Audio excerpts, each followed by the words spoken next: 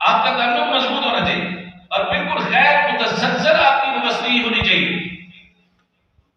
عبداللہ بن مسعود رضی اللہ تعالیٰ عنہ کا مقولہ ہے نا، البرکۃ مع قابل، تمہاری برکت کس کے ساتھ ہے؟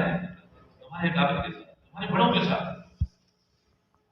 ہم جن بڑوں کا نام لیتے ہیں ان کو ہم نے دیکھا تو نہیں، اور پبلک کے سامنے بھی ہم لیتے ہیں، تو پبلک کے سامنے جب ہم ان کا تذکرہ کرتے ہیں تو پبلک ہمیں ان کا نمائندہ سمجھتی ہے۔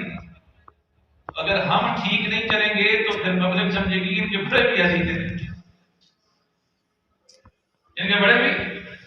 اس لیے اپنے موجودہ اکابر کے ساتھ اپنے تعلق کو مضبوط رکھتے ہوئے اپنے آپ کو اکابر کے نقش قدم میں بھی چلانا ہے، اپنے مرکز سے اپنے تعلق کو مضبوط رکھنا ہے۔ اور اس مضبوط تعلق کو مضبوط رکھنے کے لیے جہاں آپ خود اپنے مرکز سے، مادر علمی سے، اپنے اساتذہ سے رابطے میں رہیں، وہاں یہ بھی ضروری ہے اپنے علاقوں میں آپ اس مادر علمی کے آپ سمجھیں کہ سفیر ہوتے ہیں، نمائندہ ہوتے ہیں، ترجمان ہوتے ہیں، تو اپنی اس وابستگی، اپنی اس محبت اور عقیدت کا اظہار آپ مختلف طریقوں سے کر سکتے ہیں۔ ان میں ایک سب سے مؤثر طریقہ اور مفید طریقہ یہ ہے کہ اپنے علاقوں سے بچوں کو تیار کر کے تعلق فروغ ہوئے اپنے مادر علمی کو۔ اس سے پتہ چلتا ہے کہ واقعی میں میرا اس مادر علمی کے ساتھ، اپنے اساتذہ کے ساتھ واقعی قلبی تعلق ہے، ورنہ تو صرف لسانی تعلق، رسمی تعلق۔ کیونکہ انسان اپنے لوگوں کو تیار کر کے وہیں بھیجتا ہے جہاں آدمی کو دلی وابستگی ہوتی ہے۔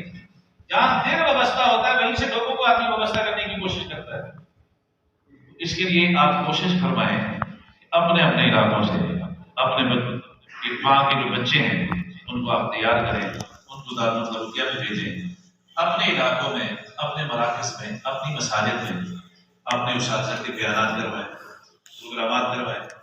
کئی سب تو ویسے بھی پورے ملک میں جاتے ہیں، ٹھیک ہے۔ تو اس سے کیا ہوگا کہ لوگوں کے اندر مدرسے کے ساتھ بھی وابستگی پیدا ہوگی، علماء کے ساتھ بھی وابستگی پیدا ہوگی، اور یاد رکھیے جو آپ کے مرکز سے جڑ جائے گا اس کا آپ سے بھی مضبوط تعلق ہوگا انشاءاللہ۔